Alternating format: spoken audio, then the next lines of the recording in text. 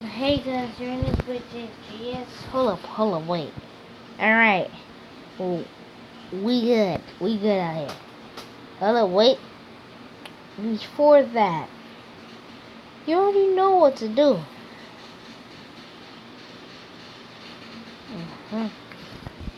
Gotta see my reaction. As you can see, I got my water over here.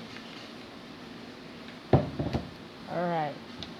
Now let's continue where we left off on this one.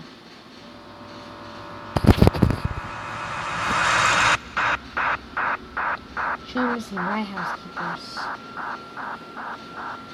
Wait, guys. Before that...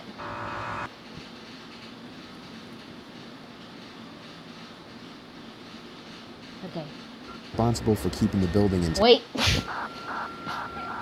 Alright, we're good. There was once an isolated island off the coast of Scotland where 3 lighthouse keepers lived and were responsible for keeping the building intact. Okay. One day, when their monthly supply ship dropped in, the island was silent. No response from the lighthouse keepers. Eventually, the captain and some crew members went to investigate and found a disturbingly empty lighthouse. 2 of the 3 waterproof coats were missing from their hangars, and the kitchen was left in a state as if people had left in a hurry. The lighthouse log only added more mystery to the situation. The log described how one of the keepers wouldn't talk, and the other continuously cried for hours. All this pain and fear seemed to be coming from what was referred to as a powerful storm looming in the distance. However, this begs the question, why were they so scared of a simple storm? They should have been safe in the brand new lighthouse, right? The log goes on to talk about how they all sat close together and prayed for the storm to be over. The final log states, "The storm has passed, the skies are calm, and God is over all."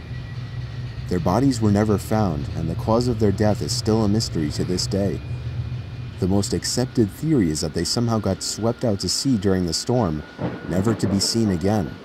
But one final detail remains, one that scared the captain and his crew to the bone. The powerful storm described in the log didn't exist. There were no storms reported in the area. In fact, the skies were calm all day. Okay. Wait, you said odd.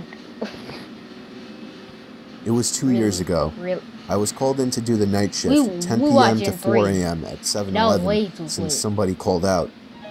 The store was located on a busy road in a rather quiet and rural area. During the night shift, you could expect anywhere from 10 to 20 people come in to buy a beer or something else.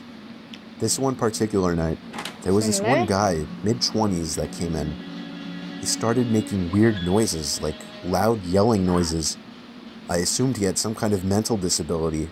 In fact, my brother has a mental disability, so I immediately felt sympathy for the guy.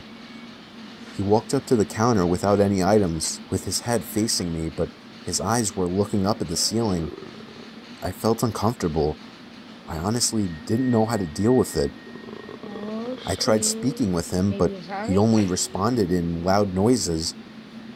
I kept checking if he was with someone outside, but he was alone. There weren't any cars in the parking lot, so I assumed he walked. He stood there for so long, looking up at the ceiling and making noises, that I tried to get him out by handing him a bag of chips and telling him he can go. I tried finding some kind of number to call for someone to help him.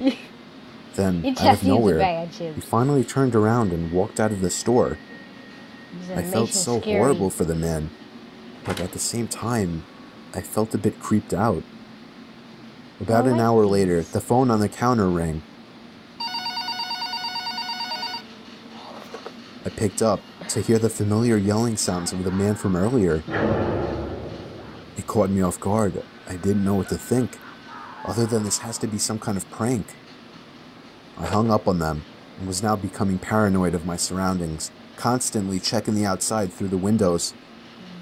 Come 4 o'clock, the person working after me came in, finally allowing for me to go home. It wasn't my problem anymore. I got home and threw all my stuff on the table, ready to get to sleep.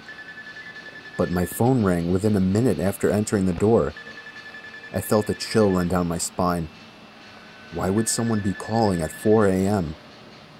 I could only imagine it was bad news. I braced myself and picked up the phone to hear the man again. I felt sick to my stomach as I listened to the loud noises he made. I struggled to slam the phone to the receiver. All night, I felt like I was being watched, even with all the blinds shut. And I could swear I heard strange noises coming from all over my house. I refused to get any sleep until the sun came up. Weeks passed and I had forgotten about the incident, until one day, when going into the basement for the first time in a while, I found that papers had been scattered all over the floor. And when I went into the basement closet, I found writing on the walls. 7-Eleven had been written in Sharpie on the wall, along with the address to the 7-Eleven I worked at and my house address. The most disturbing part, I also found various kitchen knives, along with a large pocket knife sitting in the closet. What started out as seemingly just an innocent person turning into something of a prank ultimately turned into something much more horrifying. He had been living down there for God knows how long, and I'm just grateful that, for whatever reason, he changed his mind and left, because I haven't seen or heard from him since. All I can say is that man is dangerously ill. So that's where all your knife went. Downstairs. The smiling About man. 5 years ago, I lived downtown in a major city in the US. I've always been a night person, so I would often find myself bored after my roommate, who was decidedly not a night person, went to sleep. To pass the time, I used to go for long walks and spend the time thinking. I spent 4 years like that, walking alone at night, and never once had a reason to feel afraid. I always used to joke with my roommates that even the drug dealers in the city were polite. But all of that changed in just a few minutes of one evening. It was a Wednesday, somewhere between 1 and 2 in the morning, and I was walking near a police-patrolled park quite a ways from my apartment. It was a quiet night, even for a weeknight, with very little traffic and almost no one on foot. The park, as it was most nights, was completely empty. I went down a short side street in order to loop back down my apartment when I first noticed him. At the far end of the street, on my side, was the silhouette of a man dancing. It was a strange dance, similar to a waltz, but he finished each box with an odd forward stride. I guess you could say he was dance walking, headed straight for me. Deciding he was probably drunk, I stepped as close as I could to the road to give him the majority of the sidewalk to pass me. The closer he got, the more I realized how gracefully he was moving. He was very tall and lanky and wearing an old suit. He danced closer still, until I could make out his face. His eyes were open wide and wild, head tilted back slightly, looking off at the sky. His mouth was formed in a painfully wide cartoon of a smile. Between the eyes and the smile, I decided to cross the street before he danced any closer. I took my eyes off of him to cross the empty street. As I reached the other side, I glanced back, and then stopped dead in my tracks.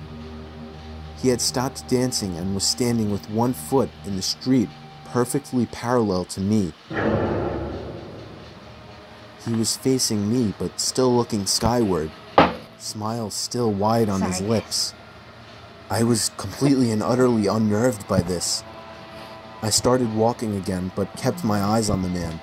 He didn't move.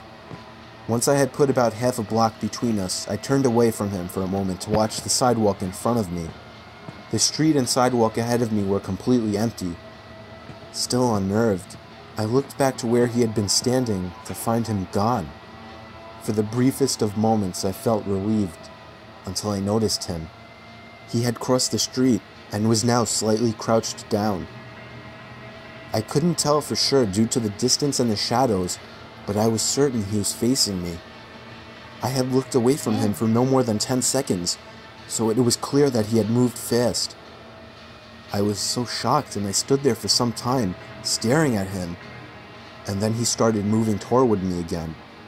He took giant, exaggerated tiptoed steps, as if he were a cartoon character sneaking up on someone, except he was moving very, very quickly.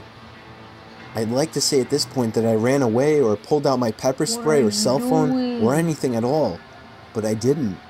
I just stood there, completely frozen, as the smiling man crept toward me. And then he stopped again, about a car length away from me, still smiling his smile, still looking to the sky. When I finally found my voice, I blurted out the first thing that came to mind. What I meant to ask was, "What the fuck do you want?" in an angry, commanding tone. What came out was a whimper. What the fuck? Regardless of whether or not humans can smell fear, they can certainly hear it. I heard it in my own voice. That only made me more afraid. But he didn't react to it at all. He just stood there, smiling. And then, after what felt like forever, he turned around, very slowly, and started dance-walking away. Just like that. Not wanting to turn my back to him again, I just watched him go, until he was far enough away to almost be out of sight. And then I realized something. He wasn't moving away anymore, nor was he dancing. I watched in horror as the distant shape of him got bigger and bigger. He was coming back my way. He was coming back my way, and this time he was running. I ran too. I ran until I was off the side road and back onto a better lit road with sparse traffic. Looking behind me then, he was nowhere to be found.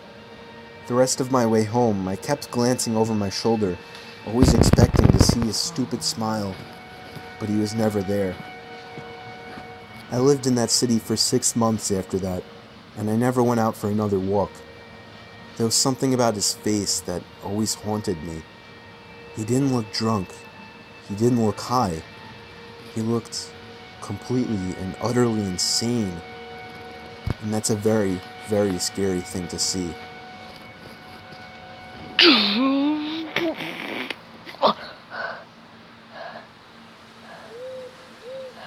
Almost at the instant transmission.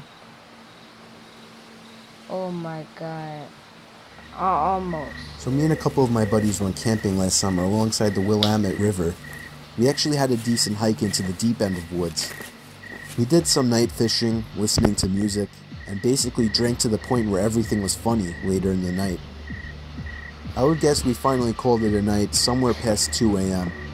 I shared a tent with one of my buds, while the other two shared another tent.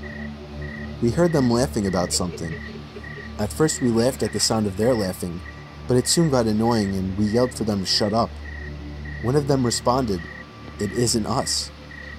I sat up, startled at the response. I came to realize that it was the sound of only one person laughing, and it didn't sound like either one of my friends. Even in my drunk state, I realized how odd it was for somebody to be out this far in the woods so late at night. The laughing gradually got closer and louder to our campout. My friend shot up and looked at me with a worried look on his face. I heard my other friends scream over to us that they were getting freaked out. As the laughing got even closer, I could make it out very clearly to be the laugh of a male, probably in his 30s or 40s. He sounded like he was as drunk as us, messing around with friends, but we only heard his laugh, nobody else. There was something indescribably creepy about his laugh too, as if it was missing something to it. You sound like the Joker. You had to be there to understand what I mean. The laughing was now just at the edge of our campsite. But we couldn't hear any footsteps at all. Now that may not seem like a big deal. It was impossible to move through that without making noise. And finally, all of a sudden, the laughing stopped completely. We had no idea where whoever that was standing, as he hadn't made a single stepping sound. We sat there in silence looking at each other. My friend was clearly freaking out, but he was keeping it together the best he could. Finally, something broke the silence. The sound of something rubbing against the cottony fabric of the tent. We saw the outline of a hand through the moonlight, pressing on the tent. We both screamed at the top of our lungs before getting out of the tent. We ran as fast as we could through the woods, our other friends following us. After about 5 minutes of running, we somehow found our car. I actually puked from running so much before taking the wheel. I don't condone drinking and driving, but I still believe we were just in this situation. By far the most horrific experience of my life. No idea who or what the hell that was, or what they wanted.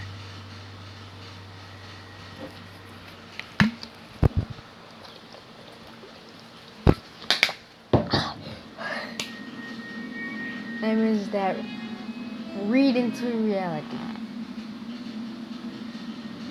I was having a horrifying dream, possibly the most disturbing nightmare of my life.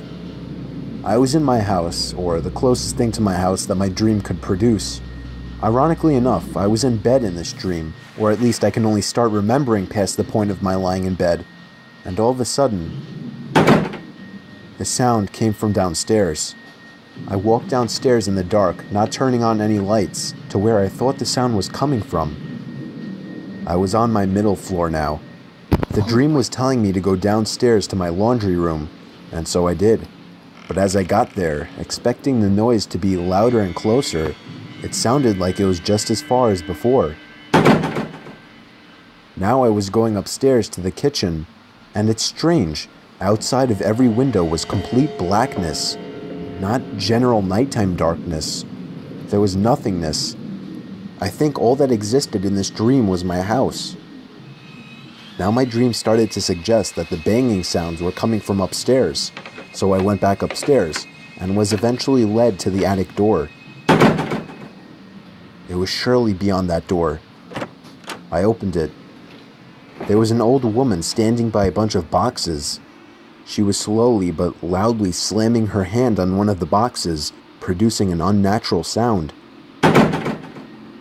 I tried to quietly step back away from the attic, but the old woman turned around, opened her mouth twice as wide as anyone humanly could, reached out her arms, began to scream, and leap toward me. That's when I woke up. I thought it was just a horrific dream, but when I heard a bang coming from downstairs, a bang similar to what I heard in my dream, I felt my heart completely drop. On my way downstairs, there was another bang. It was the front door. I got the butcher knife from my knife holder in the kitchen and crouched behind the door. I was waiting for the next time he would pound on the door and I would warn him to go away. I waited for a good minute in silence and finally decided to take a quick look through the window. There was somebody standing in my driveway. I couldn't tell if he was facing me or looking at me or not, but he was surely the one who was pounding on my door at 4 in the morning. He walked away down the sidewalk moments after he must have noticed me. The pounding on my door was the kind of pounding you would expect from someone trying to break in a door, not to get a house owner's attention. I thought it was just crazy and horrifying that the pounding and banging from this potential robber or killer didn't wake me up, rather became the key point to a horrifying dream.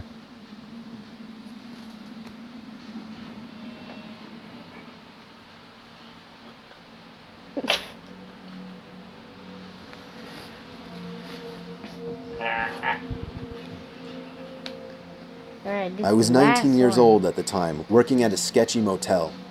The motel was pretty run down, and the majority of people who stayed there were locals that were just doing things they weren't supposed to be doing. Let's just say the cops came by multiple times a week.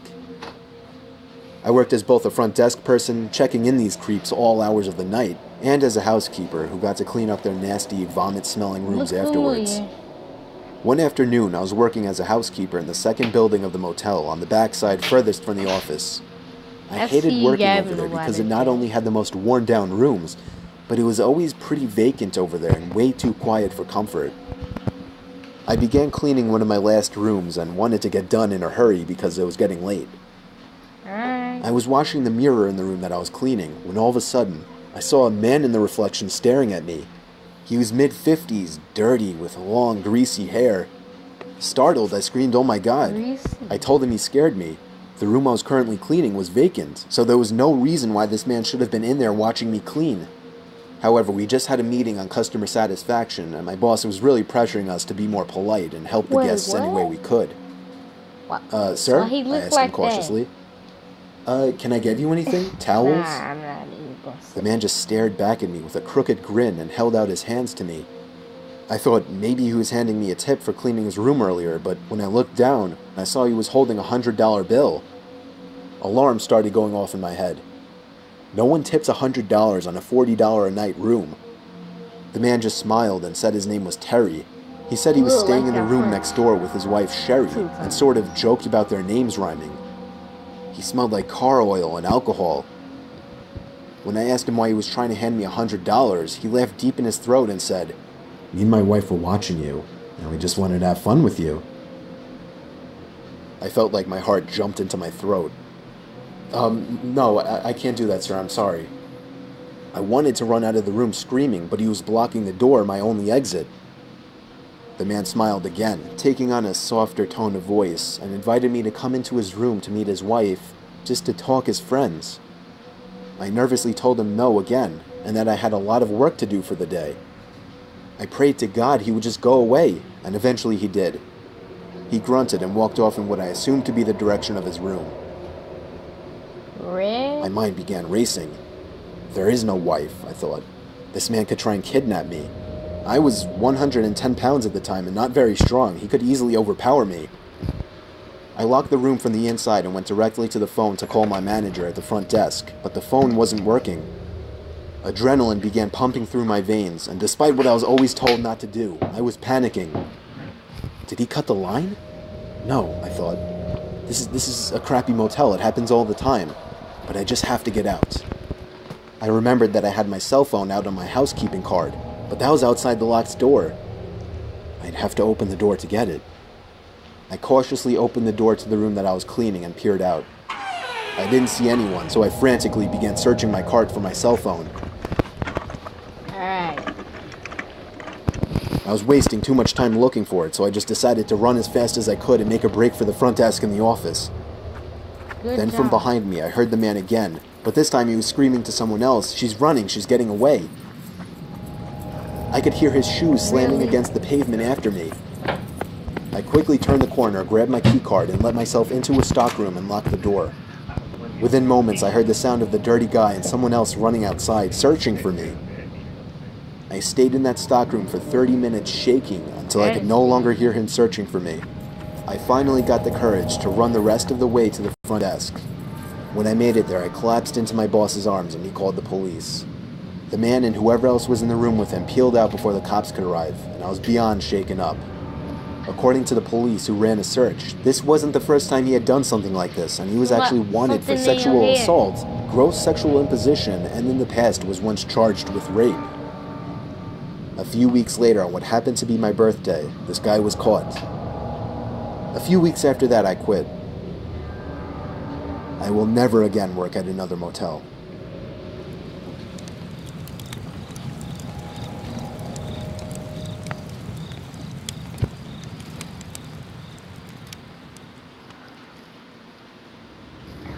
Great. Wait, what? Now it's scary Ouija Ever since I can remember, stories. we've always had one of those old vintage Parker Brother Ouija boards sitting in our closet collecting dust.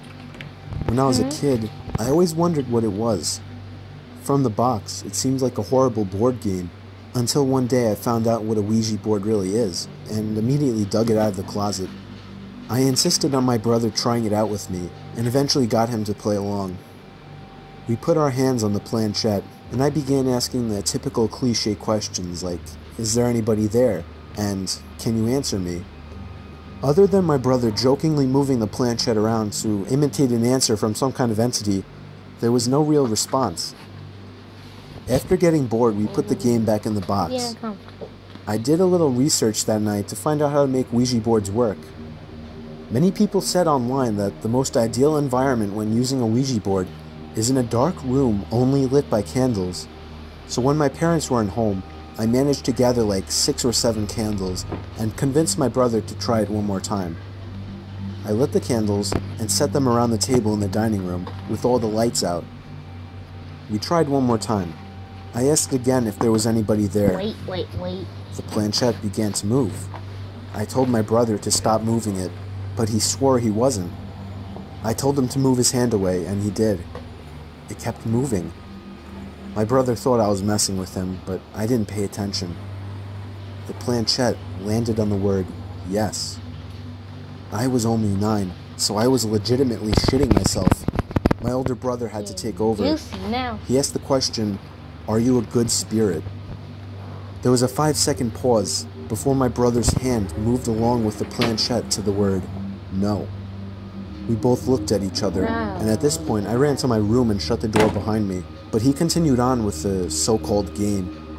I heard his muffled voice come from down in the dining room, when all of a sudden I heard him screaming at the top of his lungs. I ran back downstairs to see what was wrong. He was holding up his shirt, revealing a small open wound that almost looked like a claw mark. He told me to set the fireplace immediately, and I obeyed. He threw the thing in the fireplace and told me to never speak of what happened to anybody. We have never used a Ouija board since. Your brother, man.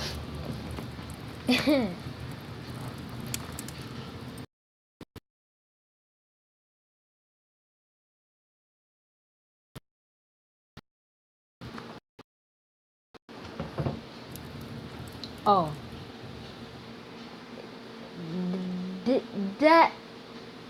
That's it for today. Alright. Guys. Wait. Before that. Man, skip it just a like and subscribe. And also, you want to see Stickman 5 Nights Survivals? Still want to see these reactions?